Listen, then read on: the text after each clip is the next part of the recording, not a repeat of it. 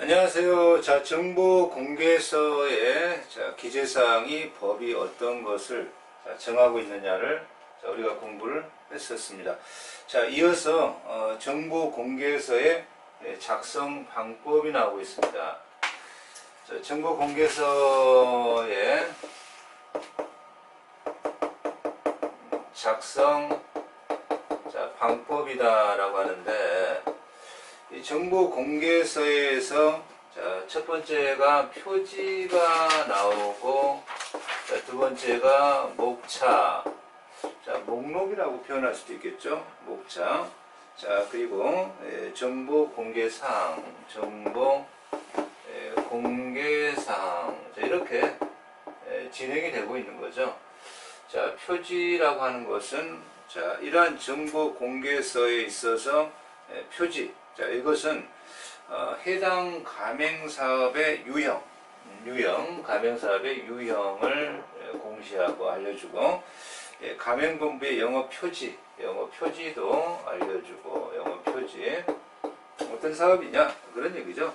자, 이러한 정보공개서의 성격을 한눈에 알아볼 수 있도록 하는 정보공개서의 얼굴이다. 자, 이렇게 표현할 수가 있겠습니다. 그래서 제목, 가맹본부의 상호, 자, 영업의 표지, 주된 사무소의 소재지, 홈페이지의 주소, 자, 연락처 및 정보공개서의 등록사항들을 표지에 기재한다 라고 하는 거. 이건 뭐 법의 내용이니까요. 자, 목차라고 하는 것은 우리가 책목차나 동일하겠죠. 책목차나 비슷합니다. 공개사항을 일목요연하게 표시하는 것으로 가맹 희망자가, 그죠? 가맹 희망자가 이 가맹 계약 정보 공개서에 어떤 사항이 정해 들어있는 건지 일목요연하게 알 수 있는 사항들을 기재한 거죠. 책의 목차라고 보시면 되겠습니다. 그리고 정보 공개서는 이렇게 되어 있다는 거죠. 그리고 이제 정보 공개할 사항들, 그죠?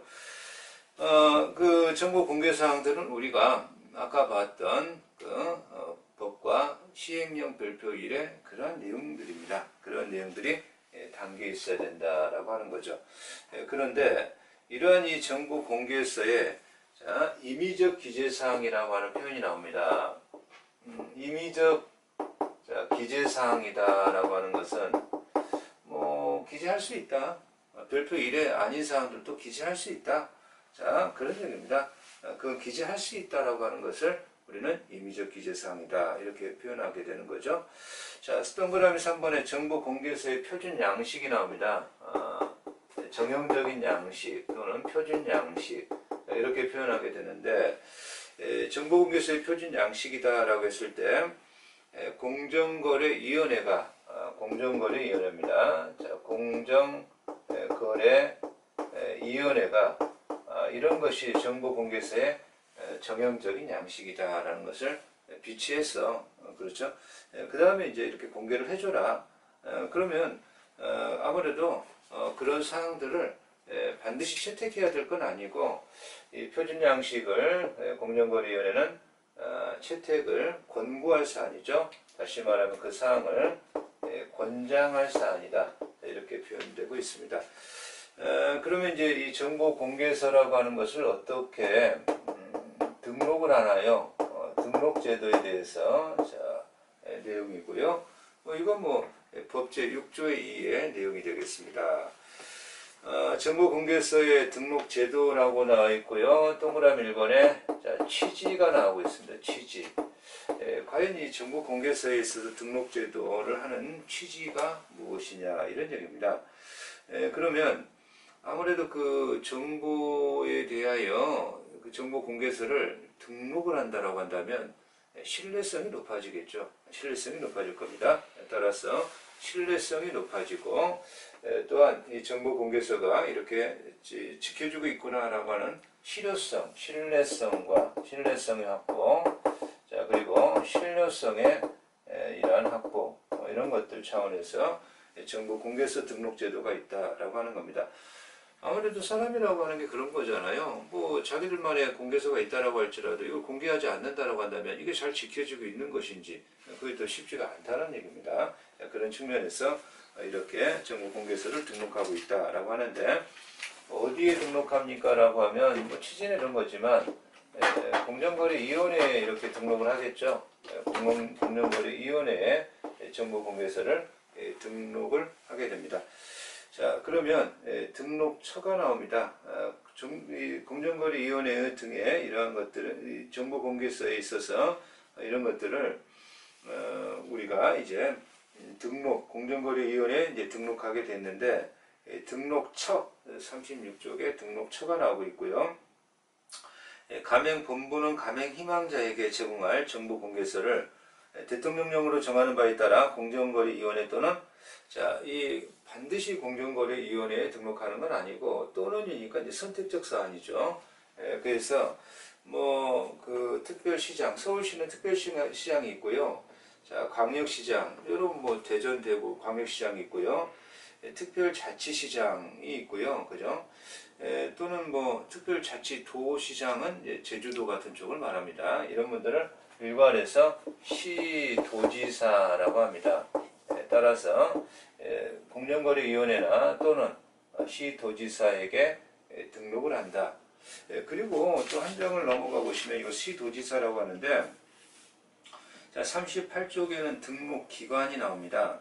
등록기관이 나오는데 가맹본부의 주된 사무소 소재지가 서울특별시라면 서울특별시장이 그죠?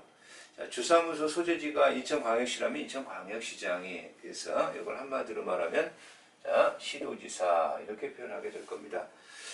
뭐 만약에 1번에서 4번까지가 아닌 주사무소 소재지가 그 밖의 지역이라면 공정거래위원회라고 하는 거죠. 그러면 우리 교재가 이제 동그라미 3번에 신규 등록이다 이런 표현이 나옵니다. 신규 등록이다 라고 하는 것은요 최초로 등록하는 겁니다. 처음으로 등록하는 것 뭐 이런 표현입니다. 그러니까 이 정보공개서를 지금 등록하고자 등록을 하는 등록하는 취지 자체가 신뢰성의 확보와 신뢰성의 확보 차원이죠. 뭔가 그 공적인 그 기관에 등록을 하게 되면 뭔가 껄끄러워서 지키게 되겠죠. 가맹본부가 그런 어떤 표현법인데 그런데 그러한 최초의 등록을 신규 등록이라고 하는데 신규 등록 신청서가 있을 것이고요. 신청서를 작성하시고요. 그 다음에 정보공개서 정보공개서 직전 3개년도 재차제재표 손익계산서 직전 사업년도 운영 중인 직영점 및 가맹점의 목록 가맹계약서 양식 4번, 직전 사업년도 말 현재 근무 중인 임직원 수를 확인하는 서류, 자, 기타 공정거래위원회 또는 시도지사가 제출하도록 요구하는 서류 이런 것들을 첨부해서 그죠? 이것들은 이제 첨부 서류라고 이제 표현하게 될 겁니다. 첨부해서 그죠? 등록을 하게 되겠죠? 등록을 하게 될 겁니다. 그랬을 때 서류를 확인하고 누가 확인할까요? 이쪽 이제 등록 이쪽에서 하겠죠.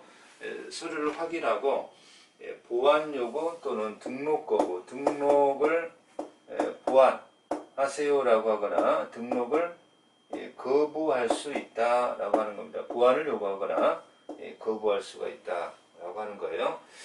그리고 이제 등록이 다 됐다면 이제는 등록증을 교부하게 될 겁니다.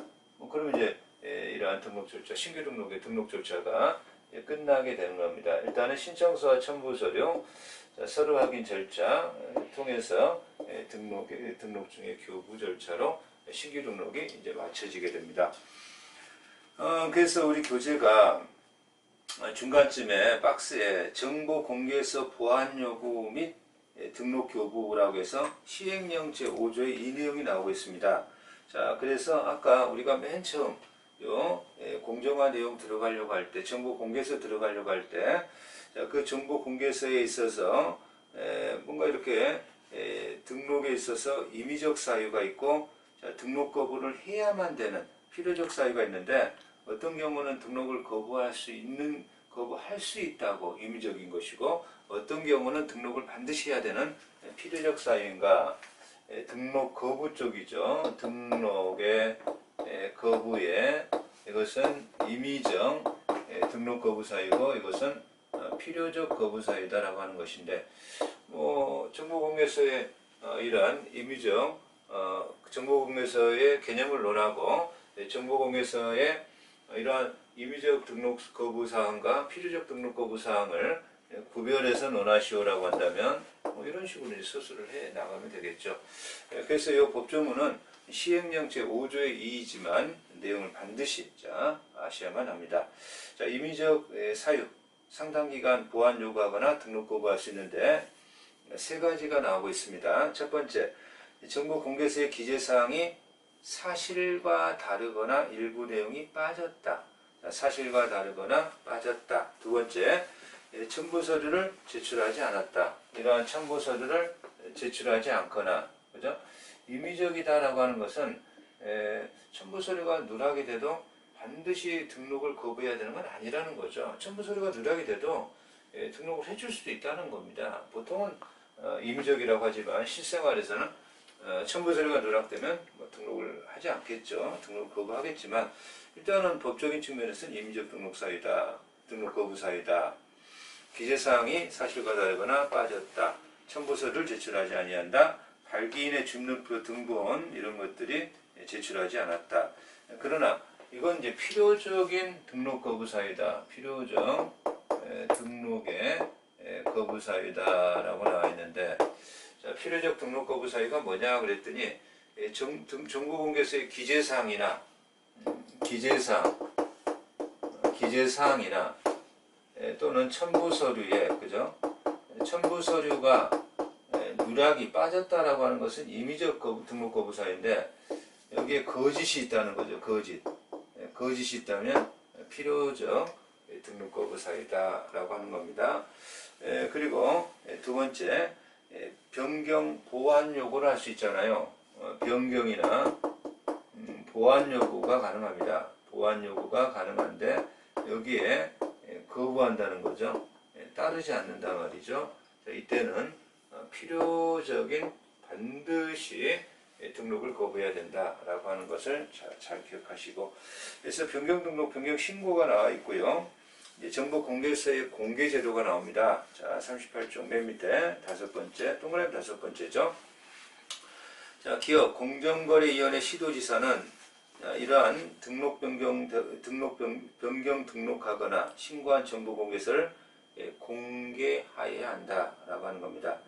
그래서 대상 정보공개서 전체 단 개인정보보호법상의 개인정보 및 부정경제방지법상의 영업비밀 보호에 관해서는 이것은 등록을 이 경우에 정보공개서를 공개를 해야만 되는 건 아니다.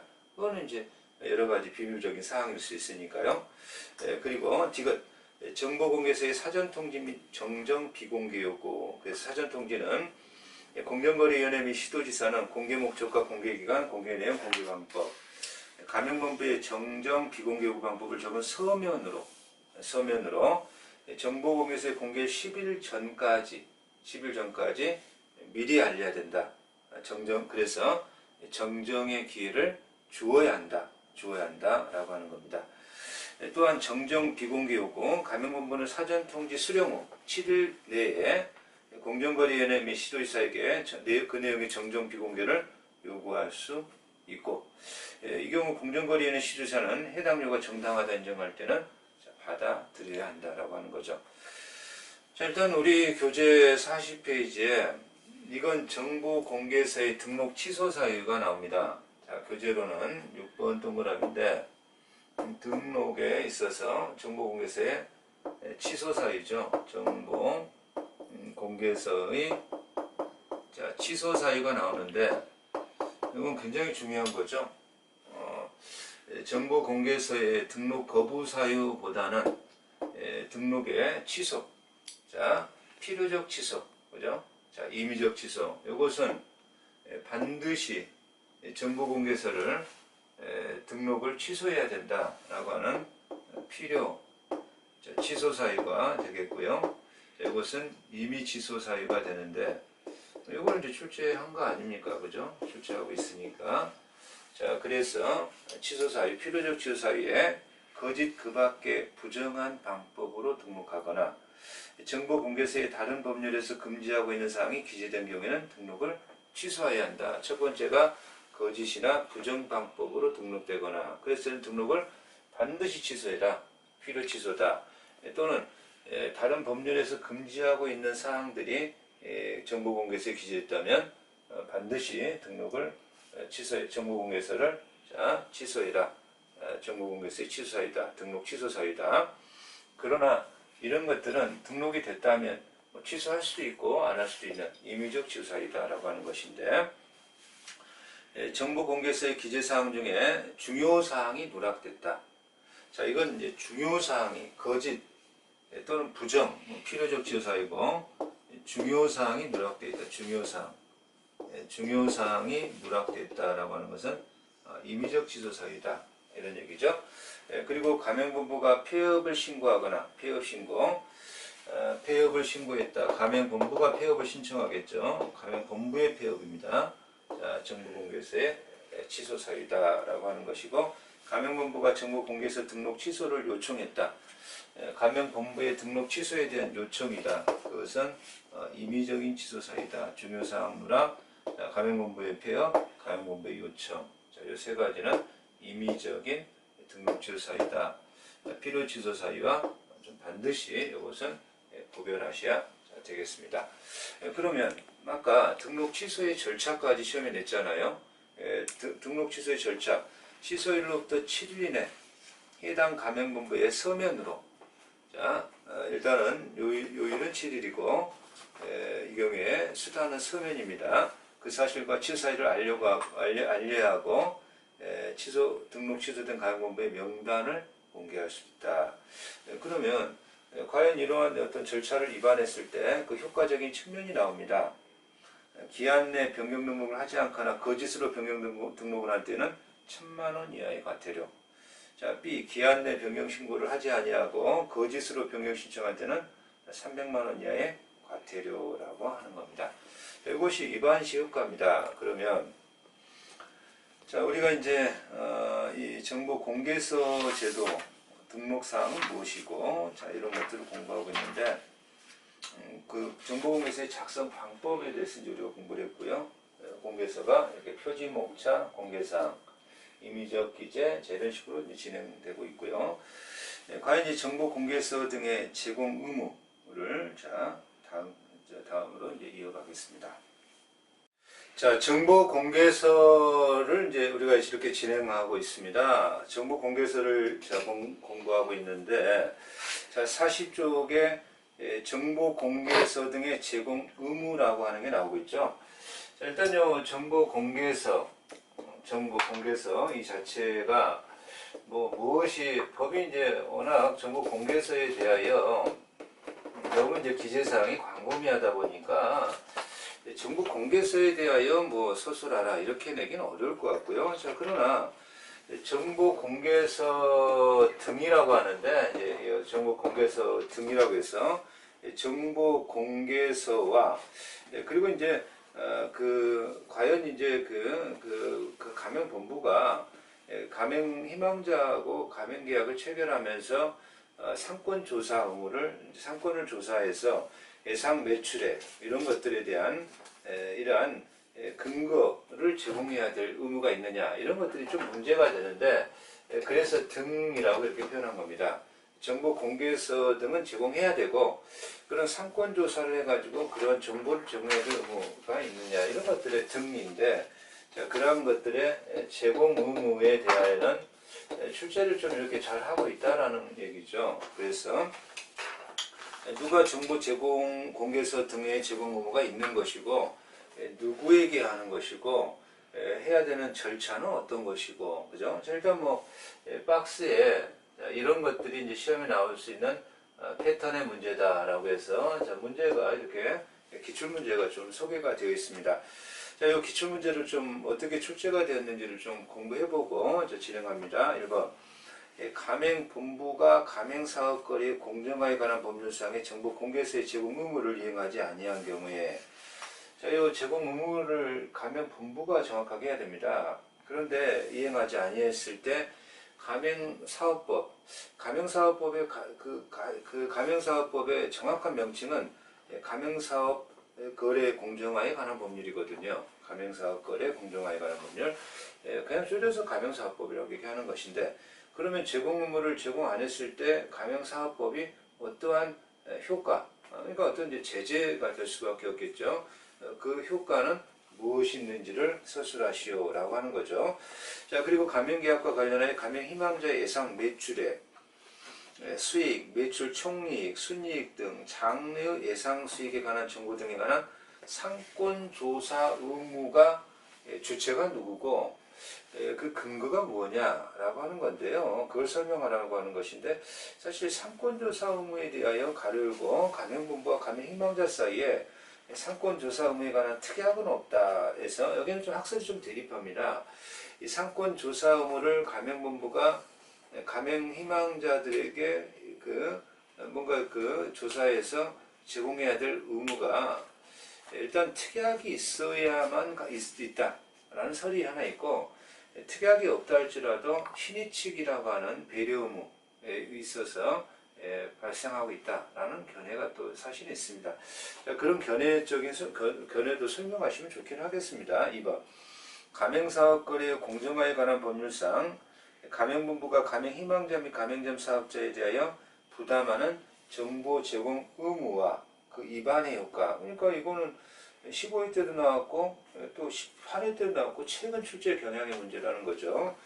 자, 그러면 이제 그걸 한번 공부해 보겠습니다. 자, 41쪽에 자, 이러한 이 가맹이란 그 정보 공개서 등의 제공 의무라고 하는 것이 자, 무엇이냐? 자, 그래서 요 서설이라고 해도 좋습니다. 서설이라고 해도 좋고요. 처음에 이런 표현이거든요. 아니면 문제의 제기라고 해도 좋은데, 이건 이제 사령은 아니니까 서설 해놓고 첫 번째가 자, 정보 공개서 등의 의미가 뭐냐. 자, 의의를 좀 논해줘야 되겠죠. 자, 그래서 가맹본부가 합니다. 본부는 그죠? 본부가 자, 가맹 희망자들에게죠. 희망자들에게 정보 공개서, 물론 이제 그 정보 공개서는 우리가 지금까지 공부해왔습니다만 공정거래위원회에 등록 또는 변경을 한 공정거래위원회에 등록을 한 정보 공개서죠. 이것을 제공해야 될 의무가 있고, 그리고 인근 가맹점 현황 문서입니다. 인근 가맹점 현황 문서라고 하는데, 이 인근 가맹점 현황 문서라고 했을 때는 이 인근이라고 하는 것이 가맹 희망자가 거기에 그 사업을 뭔가 벌리려고 하는 곳이죠. 그런 것을 이제 그것을 기준으로 해서 인근이죠. 그래서 그 인근의 가맹점 현황 문서를 미리 제공해야 됩니다. 이건 미리 제공해야 된다. 이것들에 대해서 이제 얘기하겠다라고 하는 건데, 과연 두 번째 제도의 취지라고 하는 건데요. 이것을 서술해라라고 했을 때 제도의 취지가 들어가면 굉장히 득점 요인이 되겠죠. 득점 요인이 됩니다. 누차 얘기했지만 목차가 굉장히 중요하죠. 2차 시험에서는. 자, 왜 이런 것들을 제공하라고 하는 것이냐. 그러면 가맹본부는 가맹사업을 영위하기 위하여, 장사하기 위해서, 영위하기 위하여 이러한 어떤 매출이라든가 인근의 상황들을 갖다가 뻥튀기 해서, 그죠? 모집행위를, 뭔가 기만적 모집행위를 할 소지가 있단 말이죠. 자, 이런 기만적 모집행위를 방지하고, 따라서 기만적인, 기만이죠, 기만. 모집 방지, 그죠? 방지하고, 그리고 투명성 확보입니다. 깨끗하게 장사해라. 투명성 확보를 위해서 이러한 제도를 주고 있다. 투명성 확보 차원입니다. 확보 차원. 그래서 이 차원이 제도의 취지를 가지고 이러한 것들을 이제 제공 의무를 가맹본부에게 제공하고 있는데요. 그래서 정보 공개서 등의 의무로 이렇게 들어가 보니까 두 번째 의무 내용이죠. 의무의 내용도 들어간 겁니다. 첫 번째가 제공의 주체입니다. 제공의 주체. 제공의 주체는 누구로 하실 겁니까? 가맹본부라고 하셔야 되겠죠. 또는 가맹중개인도 포함한다는 거죠. 가맹중개인을 포함한다. 가맹본부 또는 가맹중개인 이렇게 서술하시면 되겠고요. 이 경우에 공정거래위원회 등록 또는 변경 등록한 정보 공개서를 제공해야 된다라고 해서 7조 제1항인데요. 법 내용까지 명시해주면 굉장히 또 이상적인 답안이 됩니다. 자, 정보의 제공에 정보를 해야 되는 제공해야 되는 문서는 어떤 것이냐. 기본이 지금 우리가 공부하고 있는 이 경우에 자, 정보 공개서죠. 정보 공개서. 정보 공개서는 뭐였습니까? 지금까지 우리가 정보 공개서에서 얘기했습니다만 가맹점의 현황이라든가 일반 사항이라든가 가맹 사업자의 현황이라든가 임원들에 있어서 일정한 법 위반 사항이라든가 이런 것들을 제공해야 된다라고 하는 것이고, 두 번째가 인근 가맹점 자, 현황 문서죠. 현황 문서. 이건 이제 처음 나오는 거잖아요. 그럼 인근 가맹점 현황 문서라고 하는 것은 가맹 희망자가 과연 여기다가 어떤 사업장을 열고 장사하겠다. 그 가맹 사업자가 애정하고 있는 인접 10군데입니다. 10곳에 인접 10곳에 이런 해당 광역지 만약에 그 10개 인접 가맹점이 10개의 상호 그리고 소재지 상호와 소재지 그리고 이제 전화번호 이런 것들입니다. 인근 가맹점 현황 문서라고 하는 것은 이것은 뭐 때문에 알려주려고 하겠습니까? 정보 공개서도 중요하지만 인근 가맹점의 현황 이러한 것들을 알려주게 되면 사람이라면 자기가 뭔가 이렇게 가맹 사업을 하려고 할 때 그 여기다 사업장을 열려고 할 때 얼마나 궁금하겠습니까? 이 사업장이 잘 될지 안 될지, 그죠? 그러면 인근 쪽 뭐 사람이라고 하는 게 살아보니까 보통 다른 사람과 별반 다름이 없어요. 그럼 옆에서 장사가 이 정도 되면 자기도 그만큼 될 거로 예상을 해야 된다는 겁니다. 자, 그렇게 문의도 해볼 수 있고 가서 또 조사도 할 수 있고 그렇게 하기 위해서 이걸 알려주는 것이다. 이렇게 보시면 되겠습니다. 자, 그러면 제공의 상대방이 이제 3번 제공의 상대방. 제공의 상대방은 누구가 되겠습니까? 뭐 가맹점 본부나 가맹 중개인이 가맹 이러한 해결하고자 하는 희망자죠. 희망자. 가맹계약을 체결하게 한 이러한 협의하려고 하는 자. 희망자죠. 희망자에게 제공해야 된다. 희망 사업자에게 제공해야 된다. 제공의 방법이 이제 좀 여기서는 좀 중요합니다. 제공의 방법을 위반했을 때에도 가맹본부에 일정한 제재가 들어가고 있거든요. 그러면 그 제공 방법에는 시행령 제6조 1항 41페이지 시행령 제6조 1항이 이렇게 그 제공 방법에 대해서 규정을 하고 있습니다. 그래서 가맹본부는 가맹 희망자에게 정보 공개서를 제공할 경우에 이러한 어떤 조치를 취해라라고 하는 것인데, 그래서 그 내용을 읽어봤더니 가맹 희망자에게 정보 공개서를 직접 전달해도 괜찮다. 자, 첫 번째가 직접 전달도 괜찮다라고 하는 겁니다. 그런데 이러한 경우에 이러한 사항들을 반드시 좀 기재를 해줘라라고 하는 겁니다. 그래서 그 한 장을 넘어가면 A서부터 C까지는 가맹 희망자가 자필로 꼭 작성을 해야 된답니다. 그래서 직접 전달하는데 A에서부터 C까지는 가맹 희망자의 자필인데요. 자, 그래서 제공할 때 자필로 해야 되는 것이 정보 공개서를 가맹 희망자가 받았다라는 사항, 그죠? 제공받은 일시와 장소, 그리고 가맹 희망자의 성명, 주소, 전화번호. 자, 10번이 가맹 희망자의 이러한 서명 또는 기명 날인, 요것들은 반드시 자필로 해줘야 된다. 그러나 이제 D번서부터 가명본부의 서명 또는 기명 날인 니은 가명 희망자에게 정보공개서의 제공시험을 확인할 수 있는 내용 증명 우편. 내용 증명 우편으로도 괜찮다는 거죠.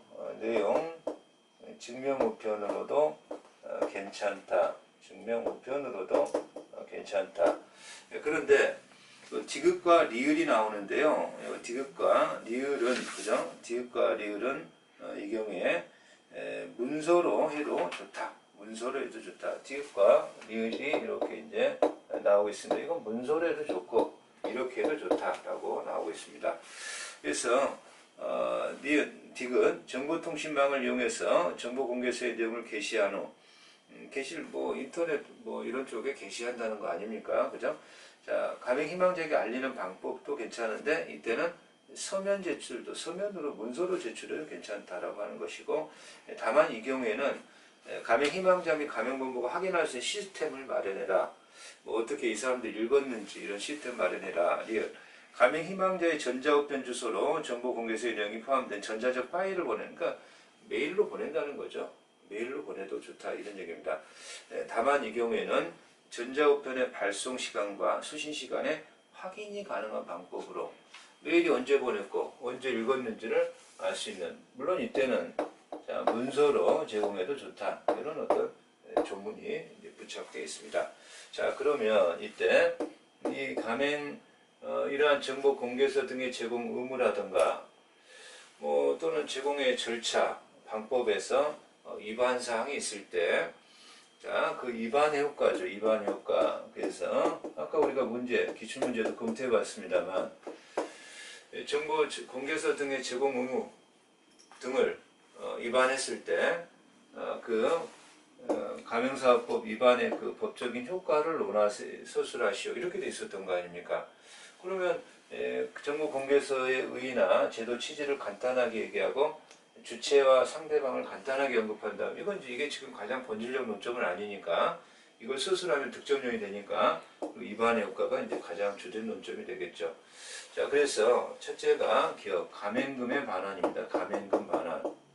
이거 위반했으니까 가맹금을 반환해야 된다. 누구에게 반환해야 됩니까?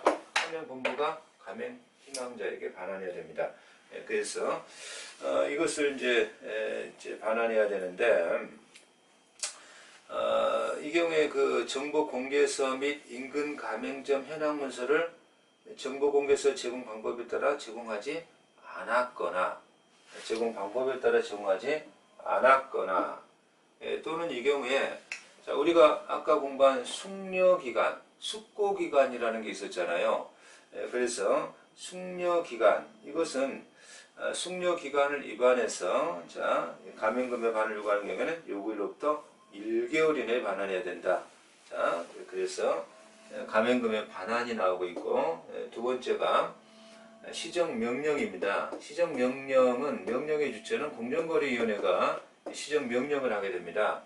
이러한 위반한 사항이 있으니까 이런 것들을 좀 바로잡으시오라고 하는 시정명령적 사항입니다. 그래서 숙고기간을 위반했거나 했을 때 위반 행위를 중지하고 위반 내용의 시정에 필요한 계획 보고하고 조치를 취하라. 그러나 좀 긴급하단 말이에요. 시정명령 내리기 좀 긴급하다 그러면 시정 공고를 일단 할 수가 있습니다. 시정 공고사항이고요. 이건 이제 물론 공정거래위원회인데요. 공정거래위원회는 등록된 정보공개서 및 인근 가맹점 현황 문서를 방법에 따라 제공하지 않았을 때 시정 조치를 명할 시간적 여유가 없을 때에 자, 시정 방안을 마련하여 공고할 수 있고요. 공고를 수락한 때 그렇게 따르겠습니다 라고 할 때는 조치를 한 것으로 본다. 통지한 것으로 보고 공고를 통지받은 날부터 10일 이내 수락하는지 여부에 대해서 통지를 좀 해줘라. 공고를 수락한 때는 시정명령이나 시정 조치를 받은 거로 이제 보겠다라고 하는 것이고, 이제 여기에서 이제 이것들은 시정명령과 공고는 형벌적 사항은 아닙니다. 그러나 형벌이 부과될 수도 있습니다. 형벌적 부과사항도 될 수 있는데, 등록된 정보공개서, 자 46페이지죠. 등록된 정보공개서 및 인근 가맹점 현황 문서를 제공하지 아니하였거나 숙고기간 위반해서 했을 때는 2년 이하의 징역 5천만 원 이하의 벌금. 그래서 자, 2년 이하의 징역이나 또는 5천만 원 이하의 벌금이라는 이건 형벌이죠. 형벌입니다. 시정명령과 시행 권고는 이거는 이제 형벌은 아니고 행정적인 조치에 불과한 거죠. 행정적 조치에 불과한 것이고 그리고 양벌 규정이 있습니다. 자, 양벌 규정이라고 하는 것은 그러한 양벌 규정이라고 하는 것은 위반한 법인도 처벌하고 위반 행위의 그 종업원들, 뭐 또 임원들이겠죠. 이런 쪽 대표 이런 쪽도 처벌하겠다라고 하는 거, 대리나 사용자도 처벌하겠다라는 것을 양벌 규정이다라고 하고요. 자, 손해배상 청구가 나옵니다. 손해배상 청구. 손해배상 청구도 가맹사업법이 손해배상 청구에 대한 법적인 내용을 두고 있습니다. 그래서 가맹본부는 정보공개서 제공 의무 위반으로 손해를 입힌 경우에 가맹점 사업자에 대하여 손해배상 책임을 진다.